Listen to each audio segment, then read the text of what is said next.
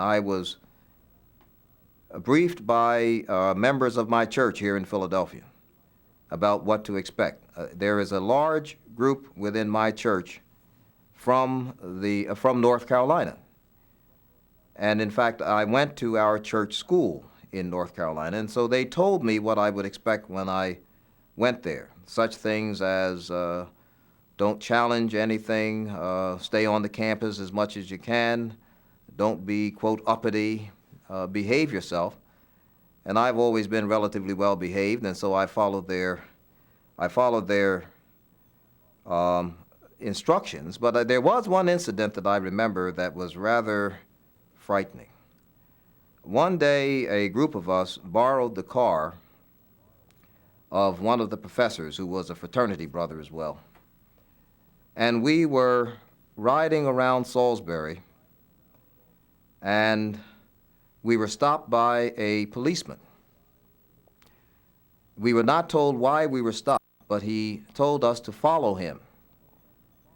Well, the driver of the car, who was himself a young man in my class, who was born and reared in Lumberton, North Carolina, followed the policeman, and after we drove about a mile or so, another police car came up behind us. So we were in the middle in a white convertible 1958 Chevrolet. I the model number, but it was a very attractive car. And we drove into what was then a white working class section of town. And the policeman told us to stay in the car. He went into the house and brought out a little girl with her mother, and the little girl was crying very vigorously. Are they the ones? Are they the ones? And the little girl said, no, they're not the ones. He said, look at them again. Are you sure they're not the ones? So she said, no, they're not the ones, and then she started crying and ran back in the house. And the policeman then came over to us, and he said, all right, you can go. Go on about your business. Well, I was outraged that that could happen, and I said to him, sir, I think you owe us an apology. You didn't tell us why you were bringing us here, and you haven't told us anything about why you stopped us. I think you owe us an apology. I didn't think about what I was saying to him. It was just that I was so outraged at this experience that I wanted to challenge that kind of behavior. Who was he to think that he could herd us around like that? Now, this was 2 years after the Montgomery bus boycott, and so I think probably in my mind I was beginning to think that I could stand up against this sort of thing.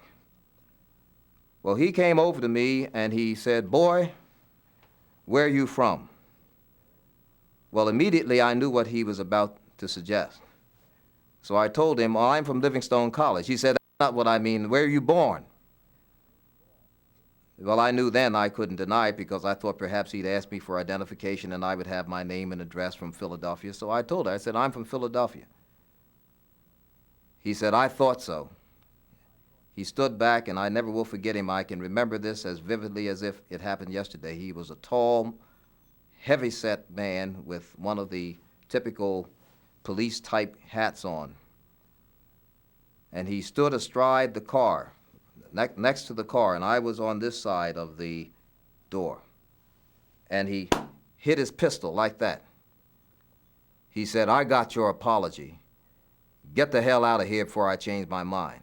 Well, my friend, Ivory Bryant is his name, put his foot down on the accelerator, gunned the car, and we sped back to the campus, which was a distance of some 4 miles, as fast as we could go. We even went through red lights. When we got in the dormitory, no one said a word to each other. We were so exhausted by the experience.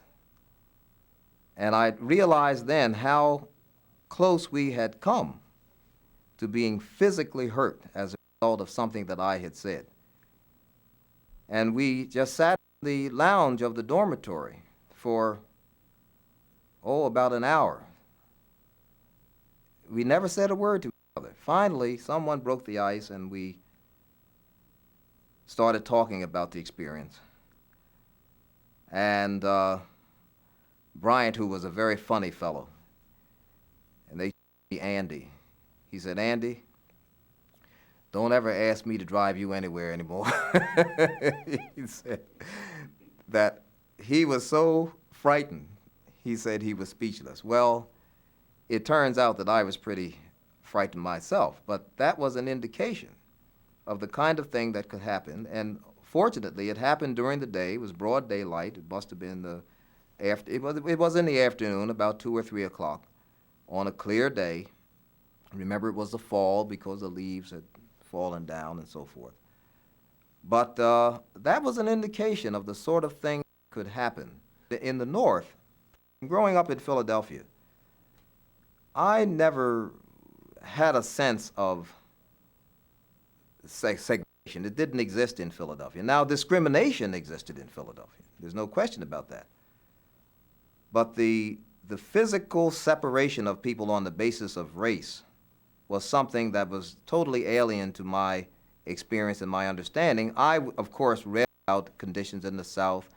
I had read about lynching. I had seen various demonstrations on television.